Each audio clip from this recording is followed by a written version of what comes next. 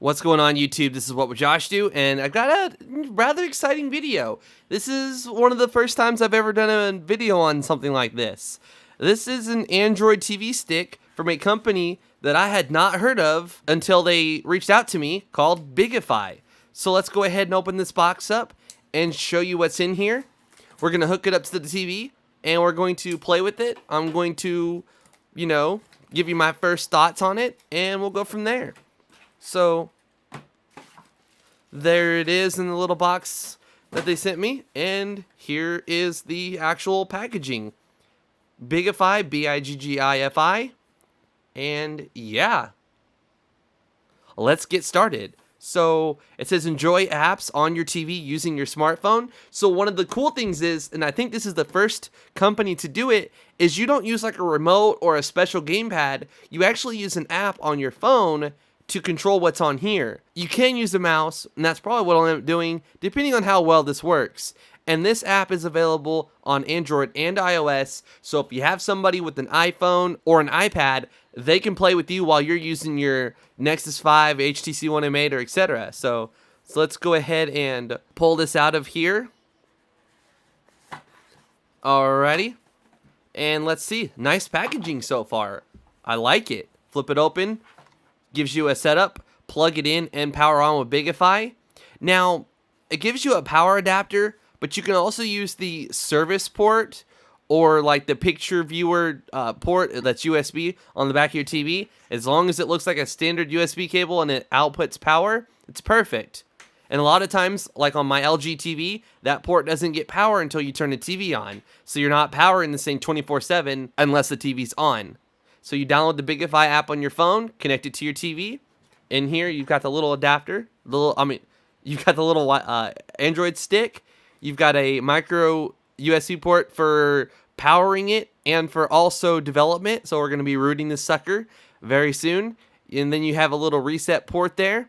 You have a full-size USB port for a flash drive or a wireless mouse and keyboard combo. I actually have a video on a great one that I use every day on my Fire TV from Anchor. I will link to that video in the description below if I can remember to. But it's just one little USB receiver, and it controls both your mouse and your keyboard, so you don't have to go, oh, now I need to use the mouse, I'll unplug my keyboard. Or you can get you a hub, which are very cheap, and I've got many videos on pluggable hubs that I recommend. And then here you got a micro SD card slot, so you can put a micro SD card in there, expand the storage, install some apps to it, and etc. So on this side is the HDMI thing, if I can figure out how to get this cap off of here. There we go. There's that. You just stick that in your TV, and it's got some ventilation for the unit because it is going to get a little bit warm, more than likely, running Android. In here, you have a very nice sized micro USB cable. That is probably around 6 feet, I would assume. No, I don't know. It's decently sized, though. That's for damn sure. And then you've got a nice little vented cable here. So, like, you plug it in like this, and it's at an angle. So that's pretty cool that if it's in the back of your TV, it's like that. And then here is the little charging thing for if you want to give it power and you don't want to use your TV's port on there. In case you're curious, here's what the little charger puts out. 5 volts at 1 amp. So there you go. Let's go ahead and get our TV, plug this in, and see what it's like. And then in here it also has instructions. Now, one thing I want to go ahead and mention is BiggiFi has a YouTube channel, and they have many videos on anywhere from factory resetting to signing into your Google account and etc. A bunch of videos that are great for beginners. And also I noticed this just now. It actually has a little thing, so if your HDMI port's hard to get to, you can actually plug this in to the end here, and then you plug this into your TV, so that's pretty cool that they include that. But yeah, if you want to see videos on how to set this thing up and reset it, install apps, the Google Play Store, and many other videos, check out BiggiFi's YouTube channel. I will link to it in the description. There is going to be some text below the video that says show more. Click that to expand the description and see all of the links.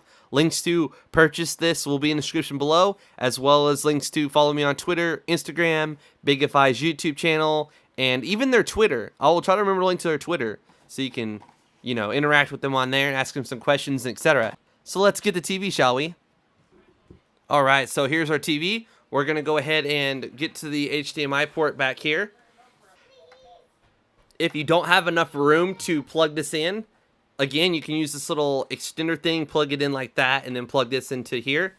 But we're going to go ahead and just plug it into HDMI 1 here, and bam. Oh, also another thing to consider is the vents are on this side, and my ports are like this, so it's not going to get very much room to breathe. So I would definitely recommend using the little extender thing here, and then plug this into the back of the TV to give it a little bit of room to breathe. Now it does need power, so like I was saying earlier, this thing has a USB port, so we're gonna go ahead and just use that for this video demonstration. And you can also use a shorter cable if you'd like, and then go ahead and use this one for a different device. That's your preference, your choice. So we're gonna plug that into there. And once we give the TV some power, it should give power to the USB port, and we should be able to use the Android stick. Alright, so we're going to put on HDMI 1, which is what we plugged it into. This used to be my daughter's TV. We got her, she's using a bigger one now, so this one's a little dirty. Oh well, it's not the end of the world. Here's the first boot up. We're probably going to need to go get a phone, so let me go. No, we got our tablet here. And this is cool. They give you a little QR code to scan. So we're going to download an app on our Nexus 7 here called Barcode Scanner. Install it. Open up the app here. And then we're going to scan it. Oh, so this one's Android. This one's Apple. That's cool. Whoa, it's upside down. Oh, I guess the app hasn't updated to support Android L yet. Hopefully this doesn't... Oh man, the app's upside down. That's trippy. Oh, it still works though. Cool. Oh, and it gives you a link to download the APK manually. So open in browser. It's gonna... Well, let's check the Play Store. And there we go. There's the BiggiFi app from the Play Store. We're gonna go ahead and install that. My tablet's a little bright and hard to see. I apologize about that.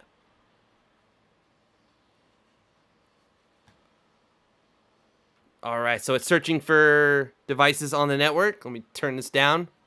Actually, I know what it is. Turn the brightness down on my tablet here.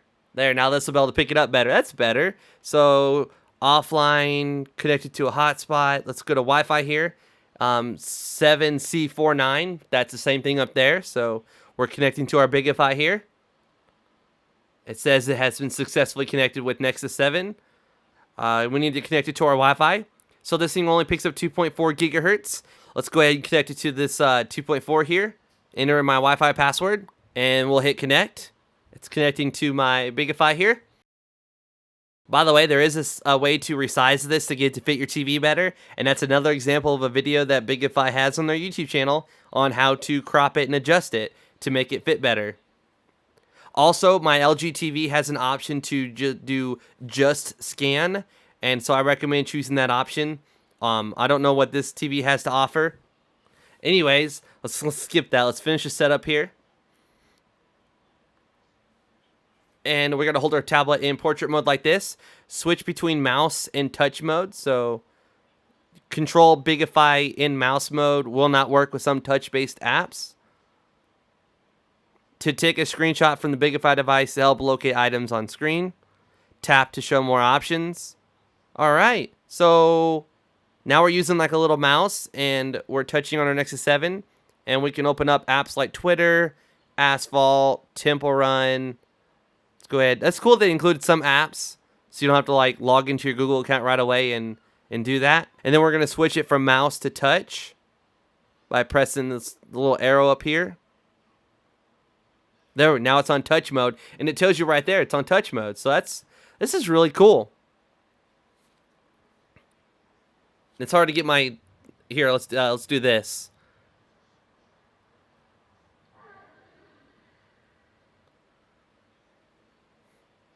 So we're swiping up to jump. and I died. But anyways, you get the idea. Once you press the little menu button there, here's all the options you have on your phone or your tablet. Virtual RC, sensor setting, exit, okay. So yeah, and again, of course, you could also use a little USB mouse and keyboard to navigate around stuff. All right, so once again, we're back on our home screen here, and you can just click on apps like the Play Store here, and we'll go ahead and open that up. And then it's like existing account, and you'll just try to figure out where to touch. Now, it's got gesture on, so like you'll be able to go, okay, let's bring this down a little bit here. Now let's tap on that. So like you'll go to, so you're trying to click on the little Google thing there. You will just slide it over until you're right above it and then tap in that spot.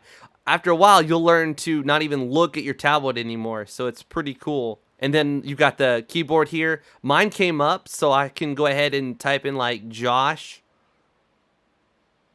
Now using the keyboard, I can see that being a little bit tricky. So that's just a part I would definitely recommend hooking a USB mouse and keyboard up and using it that way. But you've got the Play Store. You can do pretty much anything you can do on your phone or your tablet on your big TV. So this is really, really cool. All right, let's fast forward this a little bit. I brought this in my living room, hooked it up to my TV, and when I connected to my Wi-Fi, it said, there is a system update available. Do you want to update?